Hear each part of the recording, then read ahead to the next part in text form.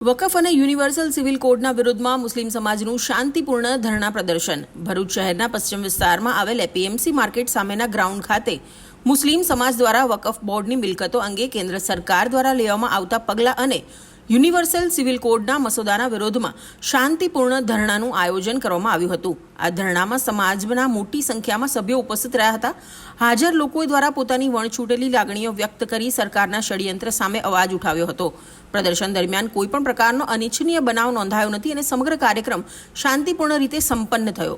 કાર્યક્રમમાં ઉપસ્થિત લોકોએ બંધારણીય અધિકારોની રક્ષા માટે સંકલ્પ લઈ પ્રતિજ્ઞા પણ લીધી કે તેઓ પોતાના ધર્મ, સંસ્કૃતિ અને હકોની જાળવણી માટે સંવિધાનિક રીતે સંઘર્ષ ચાલુ રાખશે. આ કાર્યક્રમના મંચ પરથી સમાજના આગેવાનો અને ધાર્મિક નેતાઓએ આપેલ સંબોધનમાં બંધારણીય હકોની રક્ષા કરવાની માંગણી સાથે કેન્દ્ર સરકારને તેમની નીતિઓ પર પુનર્વિચાર કરવા અપીલ કરી હતી.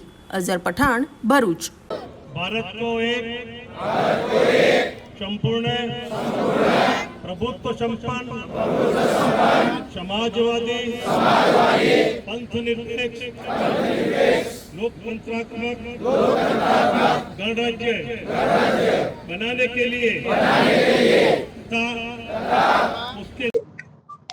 આજરોજ 22 એપ્રિલ ભારત દેશના સંવિધાન અન્વયે જે બહુજનોના જે હક અધિકાર છે એ માટે જે નવા કાયદા બનાવી અધિકારો છીનવવાની જે પરિસ્થિતિ થઈ છે અને જેના માટે પાર્લામેન્ટમાં વકફ સંશોધન બિલ આવ્યું, યુસીસી લાગુ કરવા જઈ રહ્યા છે, ત્યારે ભારતના મુસ્લિમ પર્સનલ લો બોર્ડના માર્ગદર્શન હેઠળ આ દેશના મુસ્લિમ સમાજના તમામ સંગઠનો આજે ભરૂચ ખાતે બહુજન મુસ્લિમ હિતરક્ષક સમિતિ, બામસેફ ઇન્સાફ સંગઠન, સમસ્ત મુસ્લિમ સમાજ અને તમામ અલગ અલગ જે સંસ્થાઓ છે એ બધાના મારફતે આજે અમે લોકો યુસીસી અને વકફ સંશોધન બિલ જે અમારા અધિકાર પર તરફ મારે છે એના માટે આજે શાંત રીતે અમે ધરણા કરી અમારો વિરોધ પ્રદર્શિત કરીએ છીએ.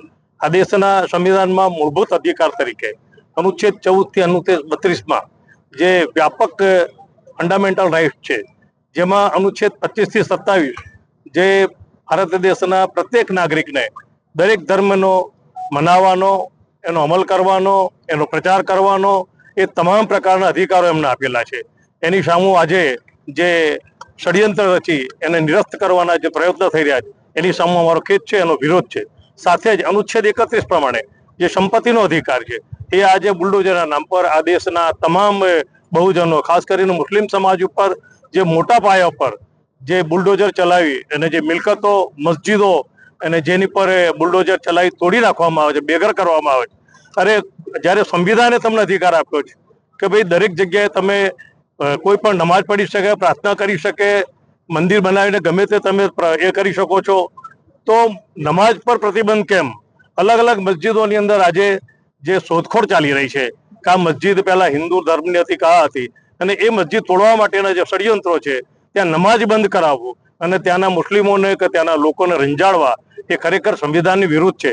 એટલે આજે અમે લોકો ભારત દેશના રાષ્ટ્રપતિ જે સંવિધાનના રખેવાળ છે એની નૈતિક ફરજ છે કે ભાઈ એમણે તાત્કાલિક ધોરણે આ બધી વસ્તુ અટકાવવી જોઈએ અને સુપ્રીમ કોર્ટે પણ આની અંદર જે પહેલ કરી છે એ પહેલ કાયમી રાખી આ દેશના બહુજન મુસ્લિમો, દલિતો, આદિવાસીઓ તેમજ શીખ સમાજના લોકો દરેકને, ક્રિશ્ચનોને દરેકને સંવિધાનિક અધિકારો જે મળ્યા છે એની રખેવાળી કરવી જોઈએ, એનું સાર સંભાળ રાખવી જોઈએ અને મુસ્લિમોને બેઘર કરીને જે તકલીફ આપવામાં આવી રહી છે, જે ગેરકાયદેસર છે, સાથે જ કોઈ મુસ્લિમ સમાજે ક્યારેય ટ્રિપલ તલાકની વિરુદ્ધમાં, ક્યારેય યુસીસી માટે કે ક્યારેય એમણે વકફ બિલ માટે એમની રજૂઆત નથી કરી.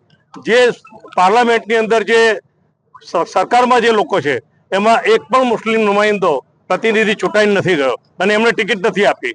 ત્યારે જ્યારે મુસ્લિમ સમાજે જો એમનો અવાજ બતાવ્યો નથી તો એની પર તરાપ કેમ મારવી, એમના અધિકારો કેમ છીનવવા? એના માટે આજે અમે લોકોએ સમસ્ત ભરૂચના મુસ્લિમ સમાજ, બહુજન મુસ્લિમ હિતરક્ષક સમિતિ, બામસેફ ઇન્સાફ સંગઠન અને દરેક સમાજના સંયુક્ત ઉપક્રમે મુસ્લિમ પર્સનલ લો બોર્ડના માર્ગદર્શન હેઠળ આજે ભરૂચની અંદર અમારી ટીમ, ખરેખર ગર્વ છે અમારી ટીમને કે જે ટીમે ખડે પગે રહી અને આજે આ ધરણાના કાર્યક્રમ સફળ બનાવ્યો છે.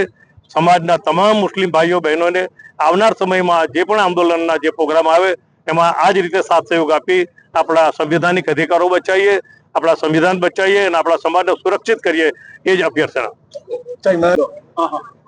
આજ રોજ તારીખ 22/4/2025 ને મંગળવારના રોજ સમગ્ર ભરૂચ જિલ્લાના મુસ્લિમો શિફા ખાતર all India Muslim personal law બોર્ડના નેજા હેઠળ વકફ એમેન્ડમેન્ટ બિલ અને યુસીસીના બિલના વિરોધના અંદર સમગ્ર ભરૂચ જિલ્લો મુસ્લિમ અહીં ભેગા થઈ આ બિલનો સખત વિરોધ કરે છે. રાતોરાત આ ભારત સરકારને મુસ્લિમોની એકદમથી ચિંતા થવા માંડી, પરંતુ આ ચિંતા એમને મુસ્લિમ પ્રત્યે નહીં પણ એમના ઉદ્યોગપતિઓને વકફની જમીન ફાળવણી કરવા માટે ગમે તે ચાલે બાને મુસ્લિમોના ટ્રસ્ટોની પ્રોપર્ટી લઈને એમને ફાળવવાની વાત છે અને આ દેશમાં મુસ્લિમોને લડાવવાની વાત ચાલે છે. આ લોકોએ હંમેશા દંગા ફસાદ કરીને તેમની રાજનીતિ કરી છે. અમિત શાહ જેવા ગૃહમંત્રી પાર્લામેન્ટમાં ઉભા રહીને મુસ્લિમ મહિલાઓને અને મુસ્લિમ ગરીબોની ચિંતા કરે છે. જે સરકાર જેમની પાસે એક સાંસદ નથી આ બિલ પાસ કરવા માટે, કોઈ મુસ્લિમ એક સાંસદ નથી એમની પાસે, તેમને રાતોરાત મુસ્લિમોના હિતોની વાત યાદ આવી ગઈ.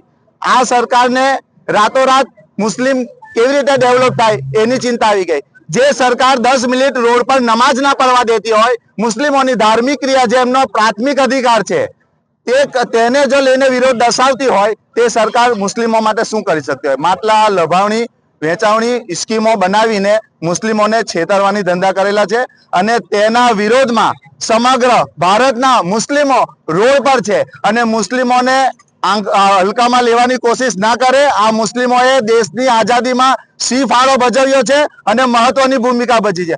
હજુ પણ આ દેશમાં જો અમારા હકો માટે અમારે રોડ પર આવવું પડશે તો આવીશું અને જરૂરત પડશે તો અમારો ત્યાગ અને શહીદી વોરવા પર અમે તૈયાર છે. એટલે મારો એટલો સંદેશ છે કે આ બિલને જેમ બને તેમ તેમનું વાપસ લઈ લો. આ મુસ્લિમોના હિતમાં નથી અને આ દેશના હિતમાં નથી.